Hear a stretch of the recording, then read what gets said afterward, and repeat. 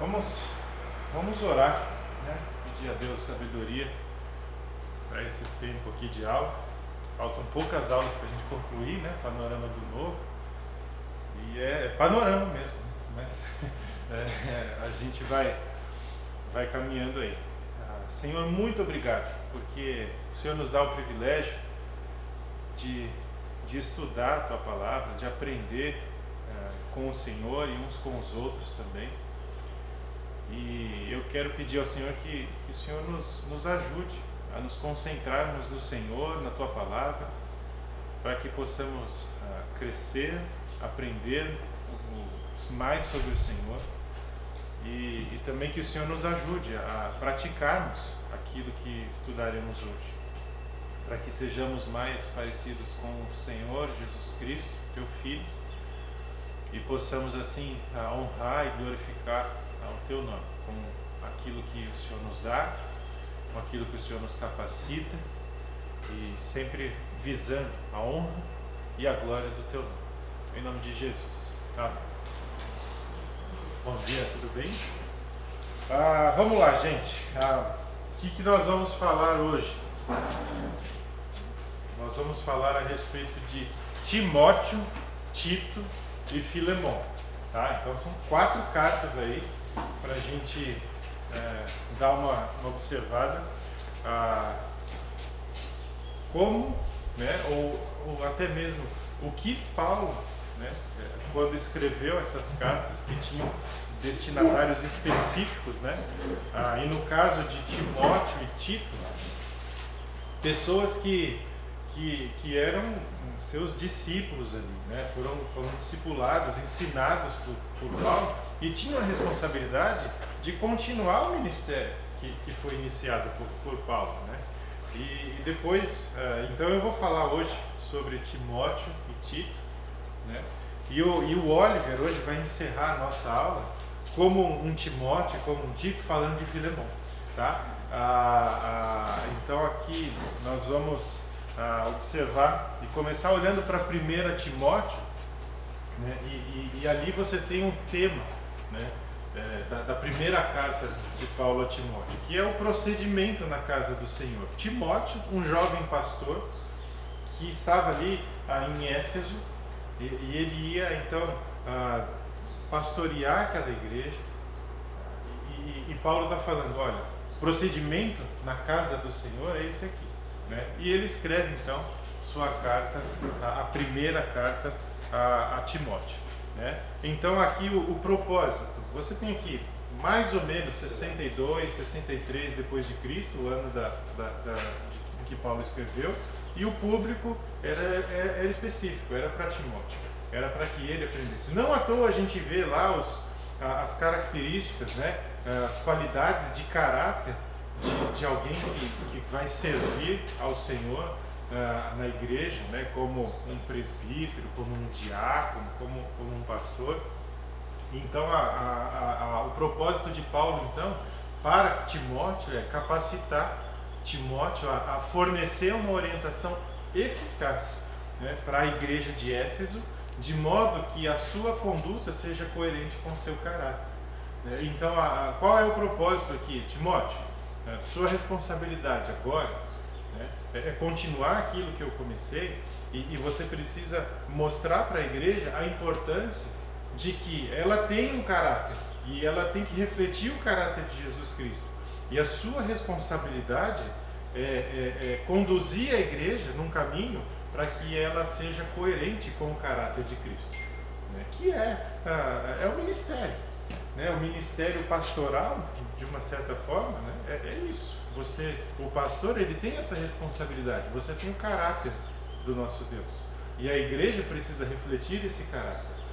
Então, nós temos a responsabilidade de, na nossa conduta, no nosso modo de viver, de pensar, de agir, enfim, tudo mais, refletir esse caráter de Deus. Então, o que Paulo estava ali orientando Timóteo, e o que serve de ensinamento para qualquer um de nós, né, é isso, né, a conduzir a igreja, né, de um modo que refletisse o caráter de Deus com coerência.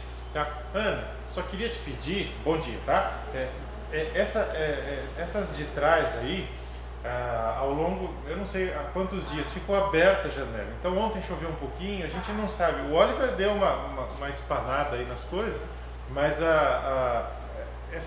as do fundo não são tão boas. Mas acho que essa aí acho que ainda dá. Tá bom? Então é mais porque ficou aberto. Então a gente vê aí todo o caráter de Cristo então sendo refletido na igreja através da sua conduta, e Paulo orienta Timóteo: o caminho é esse, o que você precisa fazer está aqui, tá? Então quando a gente olha, por exemplo, para a carta de Paulo a Timóteo,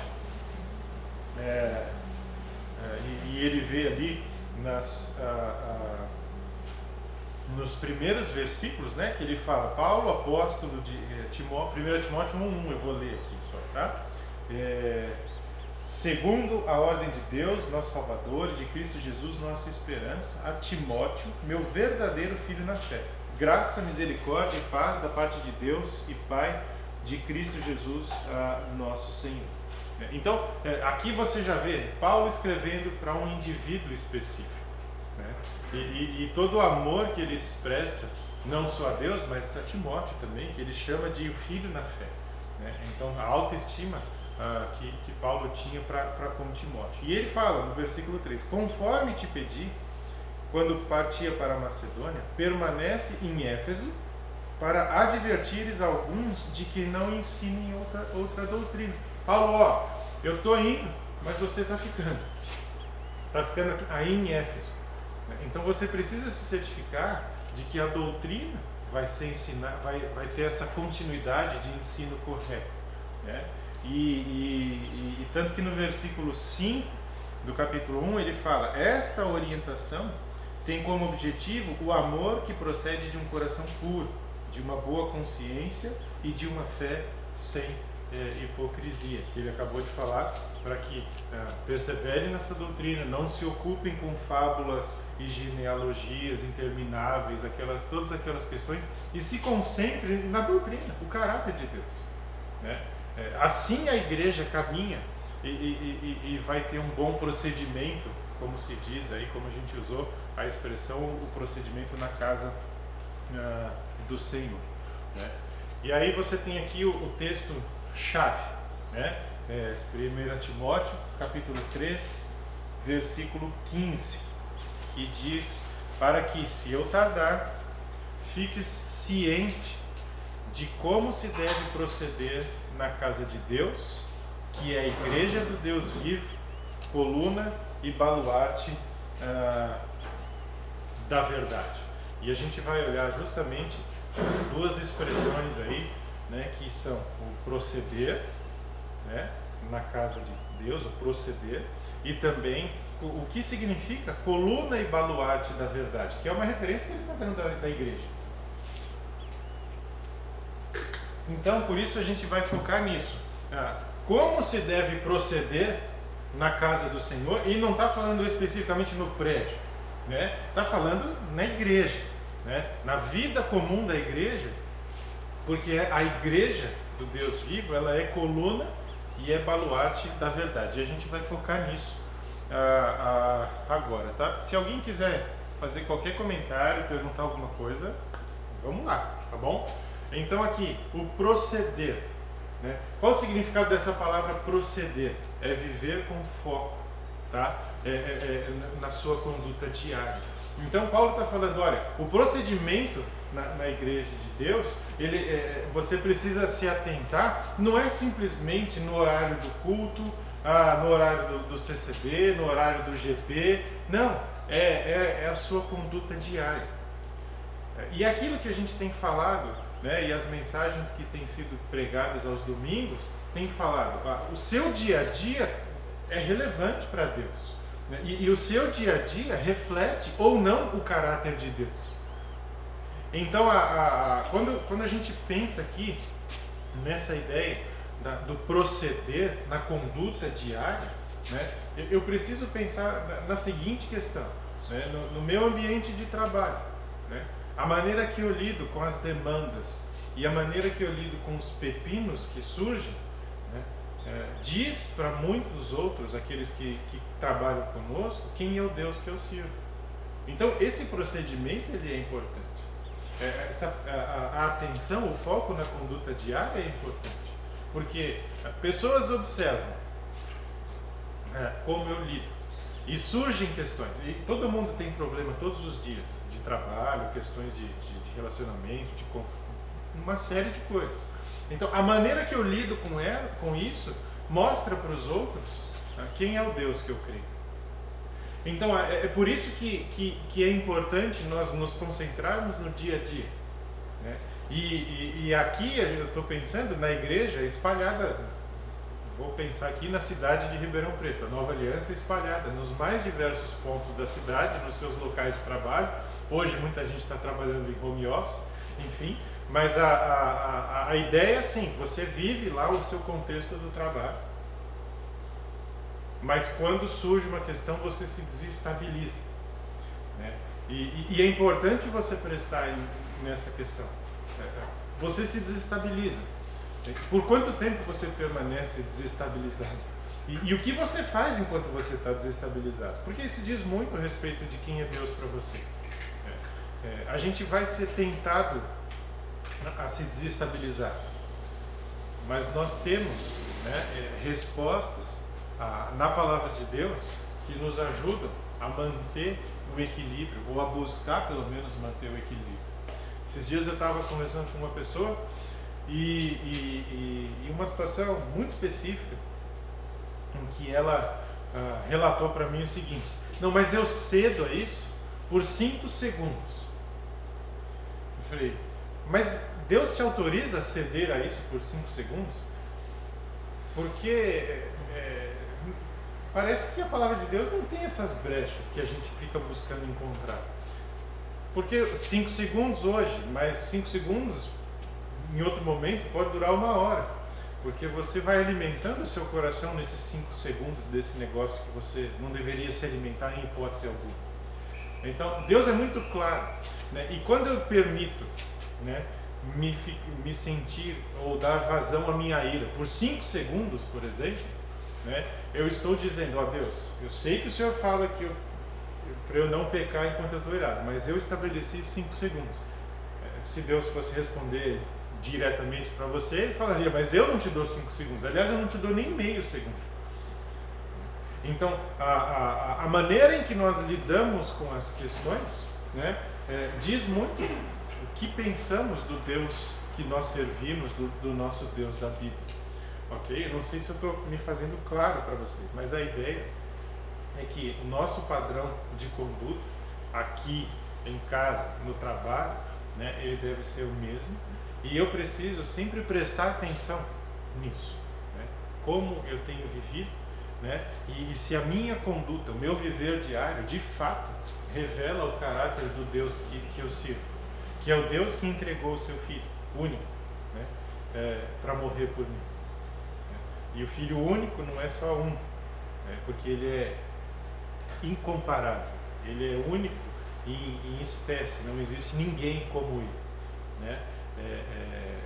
O sentido de Deus deu o seu único Filho é esse também, não é só que é único, mas é que ele é exclusivo, não existe ninguém que seja como ele, né? Essa é toda a importância de João 3,16 também, quando Deus fala que deu o seu único Filho. Tá? E eu preciso me lembrar dessas coisas no dia a dia, né? A quem eu recorro, ontem nós estávamos na capacitação de líderes de IGP, a quem eu recorro quando surge uma demanda, né? Se eu não recorro a Deus, talvez eu estou dizendo que Freud sabe mais dos meus problemas do que Deus, sabe mais como lidar com os meus problemas do que Deus. Percebe como são coisas sutis, pequenas, mas que refletem muito do que nós cremos e do que nós confiamos em Deus ou não, né? Aquilo que nós deixamos escapar pelas mãos, né? Sendo que nós poderíamos nos concentrar de fato na palavra de Deus e no caráter de Deus e buscar uma conduta adequada. Ok? Deixa eu só ler essa frase aqui, onde fala da casa de Deus, né? Que é aquilo que a gente estava falando. Não é o prédio, né? Mas aí tem um comentário. A casa de Deus se refere à igreja como família de Deus, como referência ao governo da família. A frase igreja do Deus vivo destaca a igreja como reunião onde Deus mostra mais claramente sua presença. E a igreja, como coluna e fundamento ou baluarte da verdade, significa que Deus confiou à igreja a tarefa de promover e proteger o Evangelho. É interessante pensar nisso, a nossa responsabilidade. Não é só pregar, mas é também sustentar essa realidade do Evangelho através da nossa vida. Porque como aconteceu recentemente, né, um grupo foi até um hospital pregar o Evangelho, mas eu saio de lá e aquilo parece que foi deletado da minha mente ou guardado num arquivo muito profundo de boas lembranças apenas. Mas eu tenho que promover o Evangelho e proteger no sentido de sustentar essa verdade. Eu fui lá e eu preguei o Evangelho para as pessoas. Eu preguei o sacrifício de Jesus e eu preguei que a nossa necessidade de reconhecer a soberania e o poder de Deus na nossa vida, mas eu preguei isso. Mas quando eu tenho que lidar lá no meu trabalho, na minha família, é diferente. Aí é outra história. Então parece que quando a gente começa a pensar assim, a gente vai ter problema. Por quê? Porque a gente não vai agir de fato como coluna e baluarte da verdade. Né? Nós vamos agir aí como... nem sei definir. Né? Mas assim, como incoerentes. Essa é a palavra. Né? Que prega uma coisa, mas faz outra. Né? Então é um cuidado que a gente precisa ter aí. Né? A coluna e baluarte, né? São elementos que dão suporte a uma estrutura, né? A coluna, né? E isso descreve então a nossa realidade como família de Deus. Nós nos apoiamos em algo que é o Evangelho, mas a gente também precisa afirmar e se conformar a essa realidade do Evangelho, vivendo de maneira coerente com a palavra de Deus. Assim desempenharemos aí o papel de ser a coluna e baluarte da verdade, a medida em que a gente vive, a medida em que a gente aplica aquilo que a gente conhece. Existe um problema grande que eu vejo, que às vezes nós transferimos nossa responsabilidade como cristãos para a igreja. Desde que a igreja faz, a igreja que é a baluarte, a igreja que é a coluna, não sou eu a coluna, não sou eu o baluarte. Então, preferindo muitas vezes colocar a igreja como uma responsável por tudo e você não se isenta. E como se eu não fosse a igreja, né? Então deixa que a igreja faz, mas você é a igreja, então, né? Vamos lá, né? A gente está junto, a gente ajuda, a gente caminha junto, cada um fazendo uma parte, né? E tudo que a gente está falando aqui vai ser complementado na mensagem quando o pastor Helder falasse a respeito de dons hoje. Mas a ideia é justamente essa, né? A gente quer terceirizar uma coisa e a gente está meio dentro, né? O que é meio dentro? Não, eu sou da igreja, mas é a igreja que tem que fazer aquilo que eu não quero fazer. Mas você não é a igreja, né? Então são questões. É claro que tem situações e coisas que você não consegue fazer, e você não consegue talvez porque você não foi chamado para aquilo, talvez porque você não tem habilidade para aquilo e realmente cabe a outra pessoa fazer, né? Mas nunca se isentando da responsabilidade. Olha, eu identifiquei uma necessidade, né? E a gente costuma dizer que se eu identifico uma necessidade é porque talvez Deus esteja mostrando para mim algo que eu preciso fazer, porque se eu não identificasse, talvez eu não teria essa responsabilidade, mas de repente eu vou precisar de ajuda, né? E normalmente nós precisamos de ajuda, porque sozinho não dá, mas nunca se isentar, né? Eu não posso estar com um pé num lugar e o outro pé fincado lá atrás, né? Eu tenho que estar por completo, né? E eu preciso me ver assim, né? se eu não me identificar, né, e não perceber que eu faço parte, né, eu sou um componente disso, aí a coisa começa a ficar assim. Não, isso aí não é uma coisa minha, não é coisa lá. É o pessoal lá que vai fazer e tudo mais. E é uma coisa que a gente precisa se... pelo menos, assim, a gente precisa pensar, né, nessas coisas. Eu creio muito que a gente precisa refletir sobre situações como essa, assim, né, para fazer uma avaliação da nossa vida, né, do nosso relacionamento com Deus. Porque nada mais é do que um reflexo do meu relacionamento com Deus. Eu acho que se reflete de forma tão clara, por exemplo, não tem problema de som. Foi a equipe de som que falhou.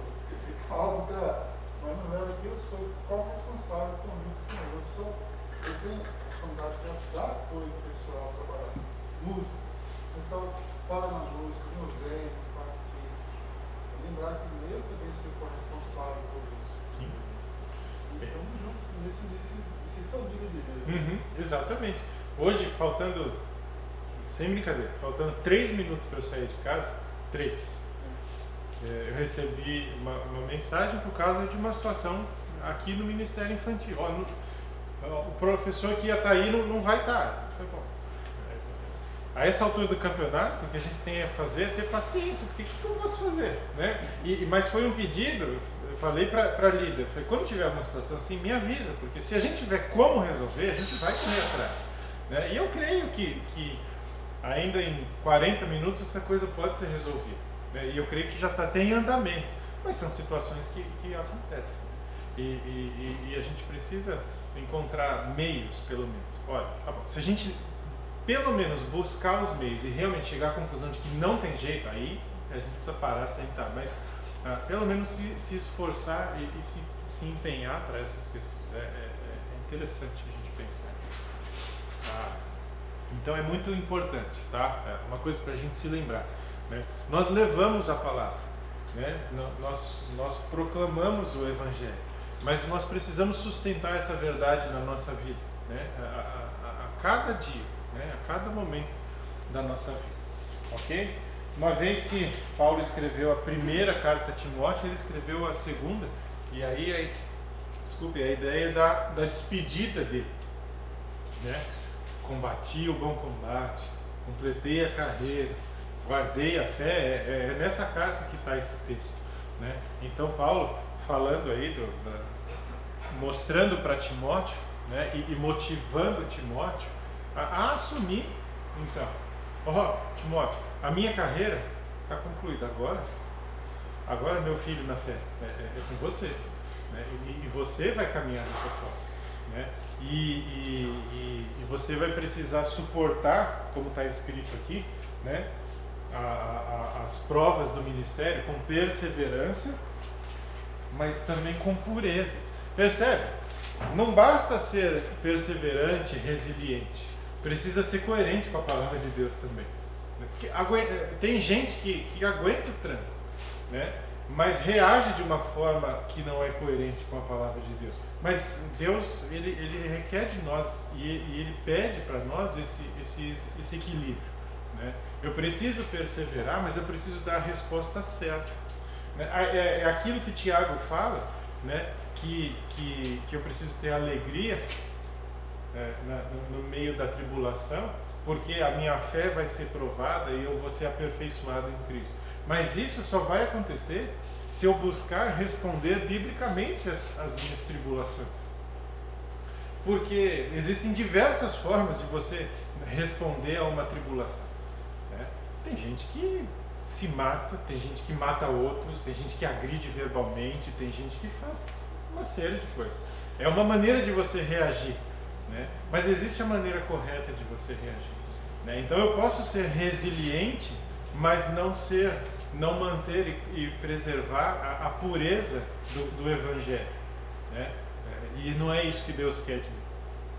Deus quer que eu suporte com perseverança, mas também com pureza. E a pureza aqui, né, não é a impecabilidade, mas sim a busca incessante por querer fazer a coisa certa, do jeito certo, de maneira agradável a Deus, né? Conservar o caráter de Cristo, né? Então é importante a gente pensar sobre isso, e nós vamos ali pro versículo 6 do capítulo 1 de 2 Timóteo, porque esse é o texto-chave, é o versículo 8, né? Mas é bom a gente ler o 6 e o 7, que ele diz: por essa razão, lembro-me de que despertes o dom de que há em ti, mediante a imposição das minhas mãos. Porque Deus não nos deu espírito de covardia, mas de poder, de amor e de moderação. E aqui tem o versículo 8, que é o texto-chave. Não te envergonhes, portanto, do testemunho de nosso Senhor, nem de seu encarcerado, que sou eu. Pelo contrário, participa comigo dos sofrimentos a favor do Evangelho, segundo o poder de Deus. Então, tem uma maneira de participar dos sofrimentos, segundo o poder de Deus. O sofrimento pelo sofrimento não vai nos levar a nada, porque sofrer todo mundo sofre, né? Mas eu preciso entender que o sofrimento, quando ele é canalizado, né? Quando ele é direcionado para a pessoa de Cristo, né? Para a pessoa do nosso Deus, onde eu sei a razão do meu sofrimento. É uma coisa muito simples. Quem tem filho sabe. O pai, mãe, paga o preço que for pelo filho, porque ama o filho, mas tem um objetivo, que é pelo filho. Porque se não for por ele, não vale a pena.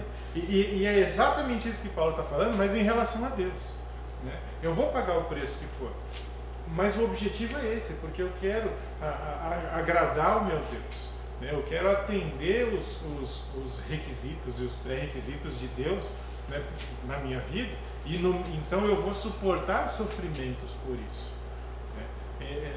Então você direciona a coisa, né? E você sabe qual é o propósito, e aí você entende que vale a pena, porque sofrimento pelo sofrimento ninguém aguenta, essa é a verdade. A gente não tem nem estrutura para aguentar esse tipo de coisa, né? Um sofrimento sem sentido, né? E é interessante o termo ali usado, né? Participa comigo dos sofrimentos, né? É uma palavrinha só, né?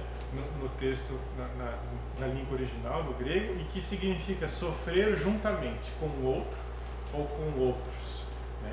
De novo, né? A ideia do coletivo, a ideia da família, a ideia de que eu não estou sozinho nessa, né? Deus não me largou assim, né, para sofrer e para viver e fazer as coisas sozinho. Não, Ele me deu família, Ele me colocou numa família, né? Nós fomos inseridos ou enxertados na família de Deus, então nós temos aí relação uns com os outros e somos participantes do sofrimento uns com os outros, no que diz respeito aí à nossa vida comum em Cristo Jesus, né? Vai ter perseguição? Vai. Em alguns lugares tem mais, em outros lugares tem menos, mas vai ter. Mas nós vamos passar por isso juntos, né? Eu sei que eu tenho alguém com quem eu possa compartilhar e caminhar junto, né? É o que foi dito algumas semanas atrás a respeito da interdependência, né? Nós dependemos uns dos outros. Todos nós dependemos de Deus, mas nós dependemos também uns dos outros, né? E foi a maneira que Deus desenhou, né, a igreja, todo o organismo aí vivo que é o corpo de Cristo, que é a igreja, né? Sofrer juntos, né, uns com os outros aí, os sofrimentos de Cristo. É a maneira correta. Então, Paulo ele vai encorajar Timóteo, né, a não se envergonhar com a mensagem do Evangelho, né? E isso inclui a vergonha da morte de Jesus Cristo na cruz, né? Ou até mesmo com a prisão de Paulo, porque imagina para Timóteo, né? O meu mestre, né, o meu tutor está preso por causa disso. Será que vale a pena seguir esse caminho? Isso é algo que pode passar na cabeça poderia ter passado na cabeça de Timóteo, não estou falando que passou, mas poderia, a gente não sabe, mas que pode passar na cabeça de qualquer um. Quando você vai falar de Cristo para alguém aqui, talvez ele não corra o risco de perder a vida, como é no Oriente Médio, por exemplo, mas ele corre o risco de ser retalhado na família dele. Dependendo da família, né, eles vão te tirar do... Como é que chama? Eu esqueci o nome. Vão te tirar, vão deserdar você, né, porque você tem que seguir a linha tradicional da família, né, e aí você vem, agora você vai virar um evangélico, né, e nós vamos então tirar você da família. E às vezes acontece mesmo, né? Acontece não só com pessoas mais experientes, mas também com jovens, enfim, né? Existe esse tipo de coisa. E aí você está pregando o evangelho pro cara e ele começa a pensar nisso. Mas se eu aceitar a Cristo, pode ser que eu morra. No Oriente Médio é assim, né? Mas aqui não. Mas se eu aceitar a Cristo, pode ser que meu pai nunca mais olhe na minha cara. Se eu aceitar Cristo, pode ser que meu pai me tire de casa. E em alguns casos acontece esse tipo de coisa. Então ele vai pensar, será que vale a pena? Né? Então a gente precisa ter essa coragem, né, de suportar a vergonha de Cristo na cruz, né, e todos os desdobramentos que isso pode gerar na nossa vida, né? Então, por isso que está escrito aqui, em vez disso, o poder de Deus operando no sofrimento deveria fazer com que Timóteo se gabasse do Evangelho. Por quê? Porque apesar do sofrimento, ele está sendo sustentado por Deus. Né? E é nesse tom que Paulo está falando, olha, eu completei minha carreira. Eu cheguei aqui, já dei o que tinha que dar, agora é com você, Timóteo. Mas você precisa manter o foco nisso. Tanto que em determinado momento ele fala a respeito de um atleta que quando ele vai competir, né, ele precisa cumprir as regras do jogo. Quando um atleta se prepara para a disputa de um jogo olímpico, por exemplo, ele precisa também entender as regras do jogo para poder participar, se ele quiser ganhar. E se ele ficar olhando muito para os oponentes dele, ele vai perder o referencial. Ele precisa se concentrar nas regras do jogo e se empenhar para cumprir a tarefa dele, para cumprir a prova, dentro da regra e também com o seu esforço. Porque se ele começar a olhar para o lado, ele vai ver que de repente tem um oponente ou outro que não está cumprindo a regra, tem um oponente ou outro que está mais preparado fisicamente do que ele, e ele vai começar a se perder.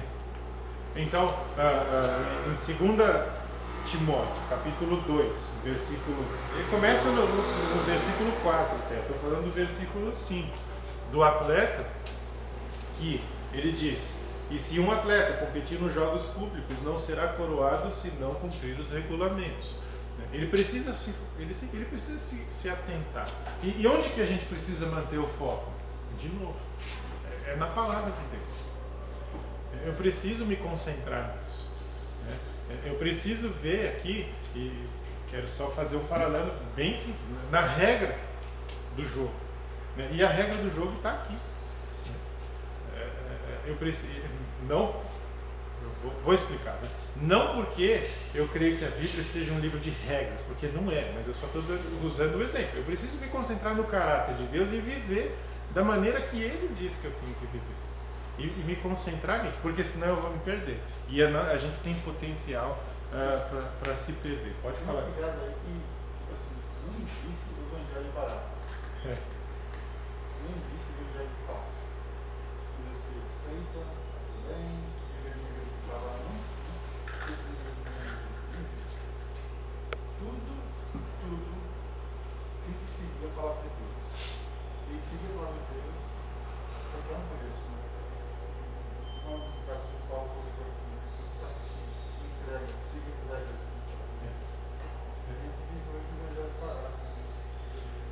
um evangelho sem dedicação, né? sem esforço, né? Não que nós sejamos salvos pelos nossos esforços, mas sim pela graça de Deus. Mas a gente precisa de algum empenho para se manter, porque desviar é fácil. E precisa tomar cuidado, porque a acusação dos Gálatas, por exemplo, para Paulo era justamente esse. Paulo está vendendo um evangelho fácil. Não, ele está vendendo que a salvação... ele está pregando que a salvação é pela graça. Que para obter a salvação não é necessário esforço. Mas você precisa abrir mão de muita coisa para poder agradar a Deus no sentido de viver de modo coerente com Ele. Não para ser aceito, porque ser aceito por Deus é obra dele, exclusiva dele, né? Agora, a gente precisa ter o nosso esforço, o nosso empenho para se manter. Vamos lá para Tito. Tito, falando de ordem na igreja, né? E quando a gente pensa em ordem na igreja, né, a gente pensa que alguma coisa não está em ordem, né? Então Tito foi enviado justamente por isso, porque tinha problema, né? E quando você olha aqui o propósito de Paulo ao escrever para Tito, era de guiar Tito no papel de levar a igreja cretense lá, né, a ilha de Creta, na Grécia, à maturidade, por meio de desenvolvimento de liderança e promoção de um estilo de vida condizente com a doutrina cristã, né? Então a gente vê em Tito, no começo da carta, no primeiro capítulo, onde Paulo está falando: olha, Tito, eu te deixei em Creta. Aqui, deixa eu ver o versículo que ele coloca. No versículo 5 do capítulo 1 de Tito, ele diz: foi por isso que te deixei em Creta, para que pusesses em boa ordem o que faltava e que em cada cidade estabelecesses presbíteros, como já te orientei. Então, ele está sendo bem claro aqui: Tito, você está aqui para isso, para colocar a igreja em ordem. Isso significa que vai ser fácil? Não, nem um pouco, né? Porque se precisava colocar em ordem, as coisas estavam bagunçadas, né? E justamente era uma questão da doutrina, que ele precisava ajustar, porque haviam pessoas ali que estavam pregando e tentando inserir uma doutrina que não era condizente com a doutrina da palavra de Deus, com a doutrina de Jesus Cristo. Então Paulo deixou para Tito a responsabilidade de pegar aquela igreja, constituir líderes ali, né, e trabalhar a igreja para que ela vivesse uma vida agradável a Deus, condizente com a palavra de Deus, tá? Por isso que está aqui levar a igreja à maturidade, tá? O crescimento, o desenvolvimento espiritual da igreja, né? Então, o versículo 5: por esta causa te deixei em Creta, acabei de falar, né, para que pusesses em ordem as coisas restantes, né, bem como em cada cidade constituísse, né? A ideia aqui é ordenar, né, aquilo que está desordenado ou além do que já está organizado. Então, é aquela coisa assim, né? Não, a gente constituiu um negócio aqui, está caminhando bem, mas não está pronto ainda. E às vezes esse é o problema. Sabe aquela ideia que a gente fala muito aqui, principalmente no Brasil, é o provisório que vira definitivo? Era justamente isso que Paulo queria evitar quando ele mandou Tito, né? Não é o provisório que vai virar definitivo. Se é o provisório, ele precisa ser corrigido. Ele é provisório, senão ele não seria. Então, precisa estabelecer a coisa do jeito certo. Está caminhando, mas não está pronto, né? E para ficar pronto, precisa ajustar algumas coisas, tirar uma peça, alocar outra, enfim, né? Uma série de coisas precisa ser feita aí. Então, essa é a ideia de pôr em ordem, né? Estava uma bagunça, tudo perdido? Não, a igreja estava lá, funcionava, mas tinha umas coisas que precisavam ser arrumadas. E é justamente isso que Tito vai fazer em Creta, porque Paulo deu essa ordem para ele, ok?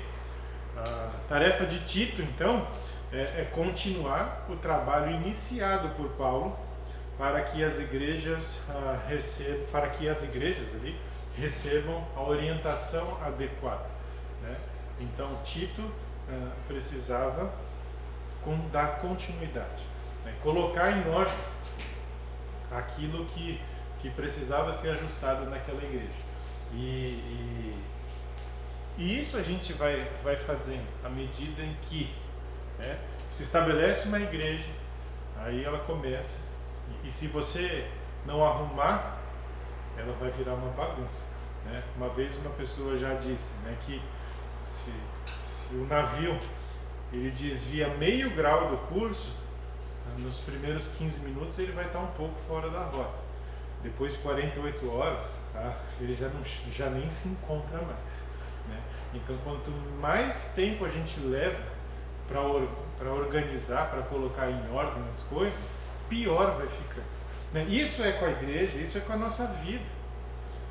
Eu preciso tomar uma decisão, eu preciso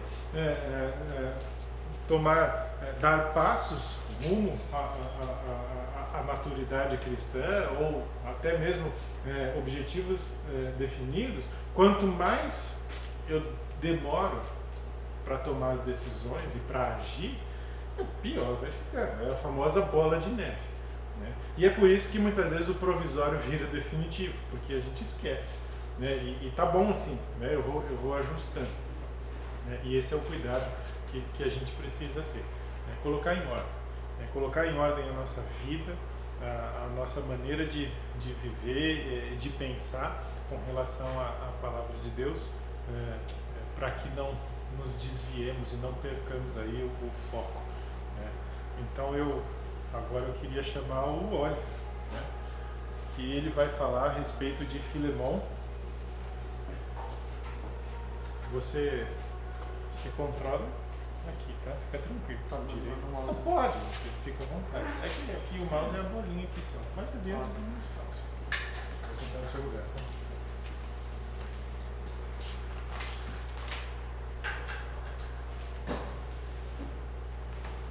Bom dia. Tirar a máscara. Então, como o Oscar falou, eu vou dar a parte de Filemão, dessa série de cartas que o apóstolo Paulo escreveu para líderes e pessoas pra cá, tá bom? E pessoas que ele influenciou na conversão e na vida apostólica dele. Então, ali no slide tem palavra meio prévia, um spoiler da carta de Filemão, que é o perdão. E Filemão é uma carta muito curta. E eu acho muito importante nós lermos ela aqui, porque além dela ser muito curta, ela é muito especial, ela é muito bonita para a gente ler agora mesmo. Então eu acredito que a leitura dela não vai prejudicar o nosso tempo de aula. Então, se puderem abrir Filemão, eu já vou abrindo aqui na minha Bíblia e já vou ler. Paulo, prisioneiro de Cristo Jesus, e o irmão Timóteo, ao amado Filemão, nosso companheiro de trabalho, a nossa irmã Áfia, a Arquipo, nosso companheiro de lutas, e a igreja que está em tua casa. Graça e paz a vós da parte de Deus, nosso Pai, e do Senhor Jesus Cristo. Sempre me lembro de ti em minhas orações. Dou graças ao meu Deus, pois tenho ouvido do amor e da fé que tens para com o Senhor Jesus, para com todos os santos. Oro para que o compartilhar da tua fé seja eficaz, pelo pleno conhecimento de que todo o bem que temos está em Cristo. Pois tive grande alegria e consolação por causa do teu amor, pois por meio de ti, irmão, o coração dos santos tem recebido ânimo. Embora eu tenha plena liberdade em Cristo para te ordenar o que deves fazer, prefiro pedir-te, confiado no teu amor, Eu, Paulo, já velho e agora também prisioneiro de Cristo, venho interceder por meu filho Onésimo, que gerei na prisão. Anteriormente ele te foi inútil, mas agora é muito útil para ti e para mim. Eu o envio de volta a ti, como se estivesse enviando o meu próprio coração. Gostaria de mantê-lo comigo, para que em teu lugar me servisse na prisão por amor do Evangelho. Mas eu não quis fazer nada sem o teu consentimento, para que a tua bondade não fosse forçada, mas sim espontânea. Pode ser que ele se tenha separado de ti por algum tempo, para que pudesse reavê-lo para sempre. Mas não mais como escravo, aliás, melhor do que escravo. Irmão amado, particularmente por mim, e ainda mais por ti, tanto humanamente como também no Senhor. Assim, se me consideras um irmão na fé, recebe-o como se recebesse a mim mesmo. E se ele te causou algum prejuízo ou te deve alguma coisa, lança-o na minha conta. Eu, Paulo, escrevo isso de próprio punho. Eu o pagarei, para não mencionar que tu me deves a ti mesmo. Sim, irmão, gostaria de ser beneficiado por ti no Senhor. Dê ânimo ao meu coração em Cristo. Escrevo-te confiado na tua obediência, sabendo que farás ainda mais do que peço. Ao mesmo tempo, prepara-me também hospedagem, pois espero que pelas vossas orações serei levado de volta a vós. Epáfras, meu companheiro de prisão em Cristo Jesus, te cumprimenta, assim como Marcos, Aristarco, Demas e Lucas, meus cooperadores. A graça do Senhor Jesus Cristo seja com o vosso espírito. Eu particularmente acho essa carta muito especial, porque diferentemente das outras cartas, que tem um teor mais doutrinário, Paulo ele fala que ele escreveu com o próprio punho.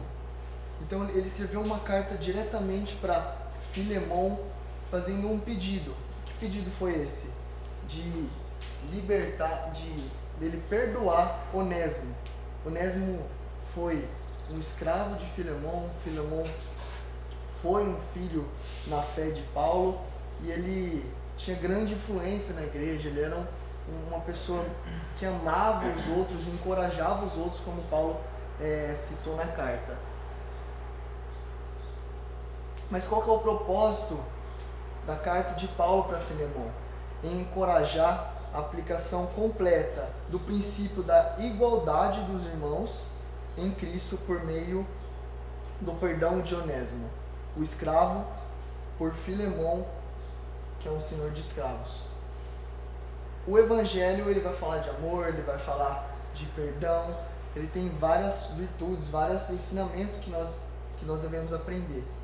Jesus falou de perdão, Jesus falou de amor, várias cartas de Paulo ele fala de amor e perdão.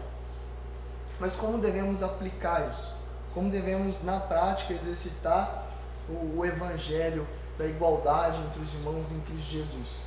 Paulo ele mostra na carta de Filemon, ele mostra um cenário onde um escravo, um servo, ele fugiu de seu senhor, ele roubou também de seu senhor, causou um prejuízo tremendo e não mais voltou. E na prisão com Paulo ele se converte. E o que Paulo vai falar? Estou te enviando Onésimo de volta. Mas não como escravo, mas como irmão. Nosso versículos chaves são 16 e 17, ele vai falar isso. Não como escravo, antes muito acima de escravo, como irmão caríssimo, especialmente de mim, com maior razão de ti, quer na carne, quer no Senhor. Se, portanto, se me consideras companheiro, recebe-o como se fosse a mim mesmo. Tem uma frase muito interessante de João Calvino, de Martinho Lutero, que ele vai falar sobre Filemon. Ele fala: essa epístola apresenta um exemplo encantador e magistral do amor cristão. Então, naquela época, um escravo fugir e alguém receber esse escravo fugitivo, a lei romana era muito dura tanto com o escravo, tanto com quem o recebia. E o que Paulo, diante desse cenário, diante desse contexto histórico, ele fala? Recebe-o como irmão, recebe-o como um igual. E isso aqui, ele tem uma aplicação muito, muito boa na nossa vida. Hoje nós não temos mais escravos, né? Alguém aqui, espero que não seja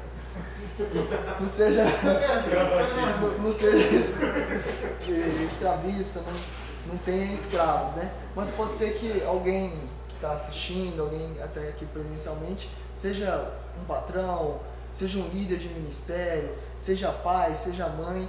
E diante desses papéis que nós temos hoje, nós temos pessoas que estão debaixo da nossa autoridade, estão debaixo do nosso cuidado.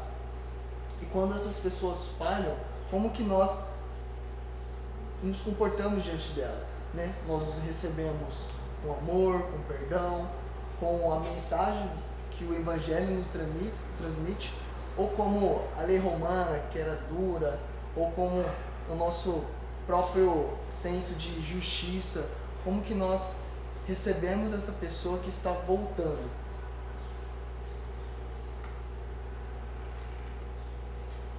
Então, esses versículos que a gente acabou de ler, né, de Filemão 16 e 17, eles versículos expressam o cerne do pedido de Paulo, que se baseia na convicção que o Evangelho de Cristo transforma todas as relações humanas, visto que Filemão e Onésimo, eles foram unidos em Cristo. Onésimo não era mais escravo, mas agora era um irmão em Cristo de Filemão. Então, ambos pertencem à família de Deus. Ambos receberam a mesma graça, ambos têm o mesmo privilégio, ambos têm as mesmas coisas que Cristo dá por meio da conversão, através da conversão, né? Então, Onésimo, um escravo, tornou-se irmão, e ao abraçar Onésimo, Filemão pode dar testemunho do poder do Evangelho para transformar e reconciliar. Jesus Cristo deu vários exemplos, parábolas sobre perdão, né? Ensinando como nós devemos amar o próximo, né? E Filemão é um desses exemplos práticos que podemos observar no texto bíblico de como vamos amar, de como vamos perdoar, de como vamos enxergar uns aos outros por causa do Evangelho. Então, ele transforma todas as relações humanas, né? No caso aqui nós estamos falando de senhor e escravo, mas o Evangelho vai em todas. Nós podemos aplicar entre pai e filho, marido e esposa, patrão e funcionário, líder e subordinado de um ministério, alguém que está abaixo da autoridade, pastor da igreja e entre outras coisas, treinador e atleta. E como estamos recebendo essas pessoas que se converteram agora, as pessoas que se tornaram membros da família de Cristo, o Evangelho vai transformar tudo isso. Então, que nós apliquemos na nossa vida essas verdades, né? Nós tomemos como exemplo Filemão, que Paulo acreditava que ele ia receber, e nós não sabemos, né, como foi o desdobrar dessa história, né? Mas Paulo acredita que ele ia fazer muito mais do que ele havia pedido para Filemão. Ele acredita que seria um passo voluntário de Filemão receber Onésimo lá na casa dele de volta. Então, que nós reflitamos sobre isso, nós aplicamos essas verdades em nosso coração, porque isso é um testemunho para o mundo de como nós amamos as pessoas, né? Não é só na teoria de ame o próximo como a ti mesmo, mas como nós amamos o próximo como a ti mesmo. É como nós aplicamos essa verdade, esse mandamento na nossa vida. E o mundo vai ver. O mundo vai ver um escravo voltando como irmão para casa do seu senhor, um funcionário, um subordinado e etc.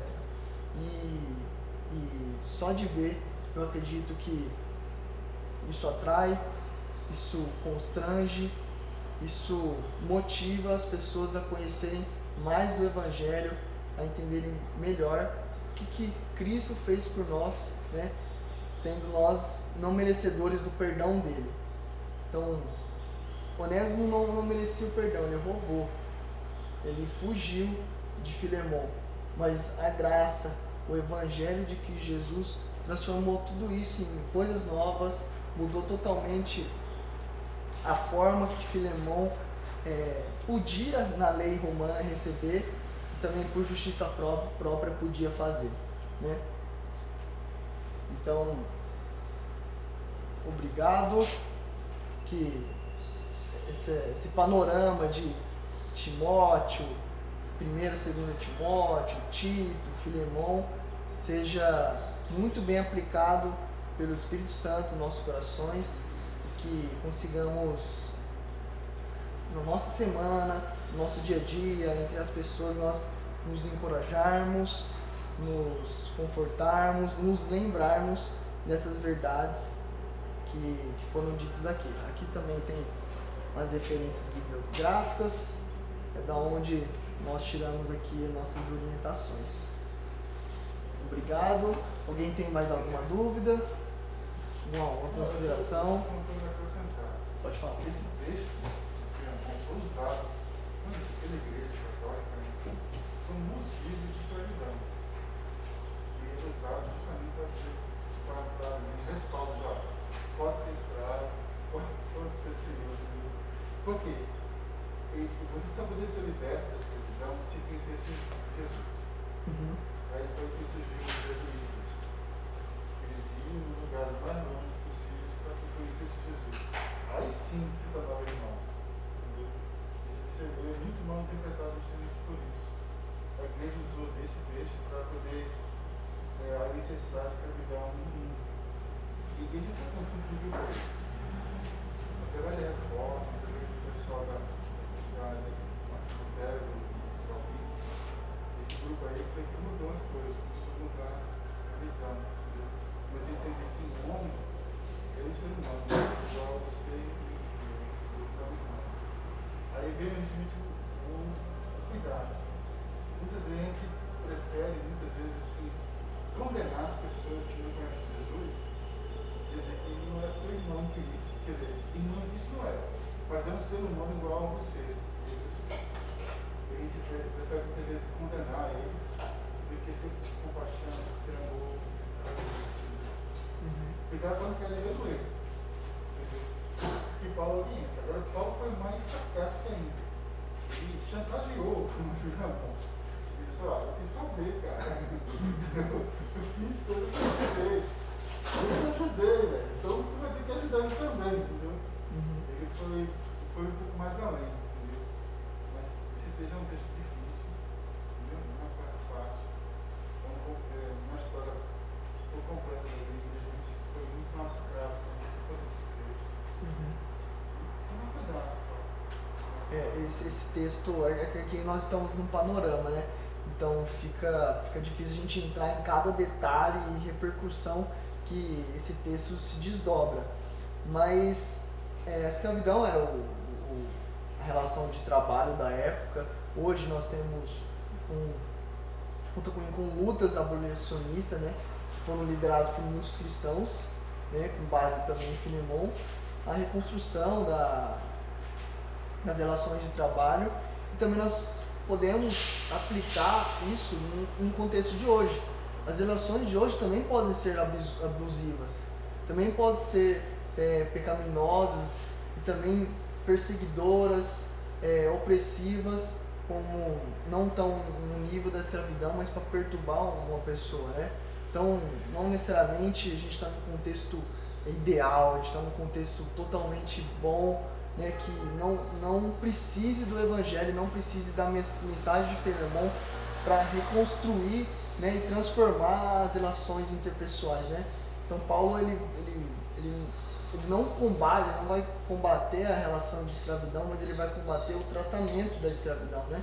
e também nós podemos hoje combater o tratamento das relações de trabalho e de superior subordinado com a carta de Filemão.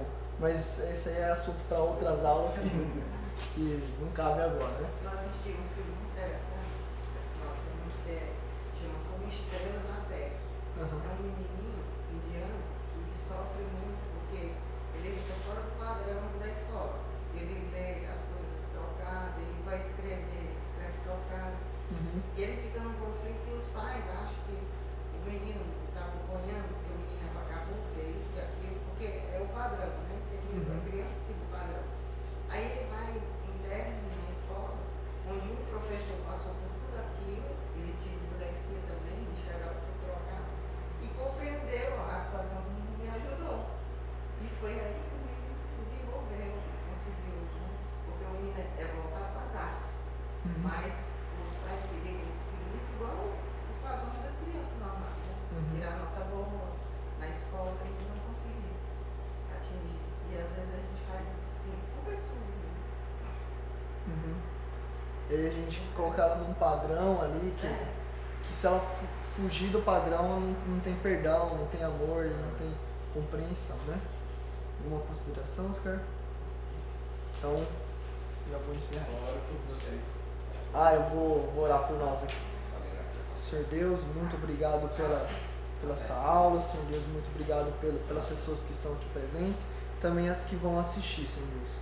Que esses princípios, essas verdades sejam aplicados no nosso coração, uma conduta coerente com o seu Evangelho, Senhor Deus. A perseverança em mantê-la na nossa vida, Senhor Deus. E também o perdão, Senhor Deus, o amor, tudo aquilo que o Evangelho nos constrange, que o Evangelho nos ensina, nos educa, nos conforta, Senhor Deus. Que a sua graça seja abundante sobre nós, que o Senhor tenha misericórdia sobre nós, Senhor Deus.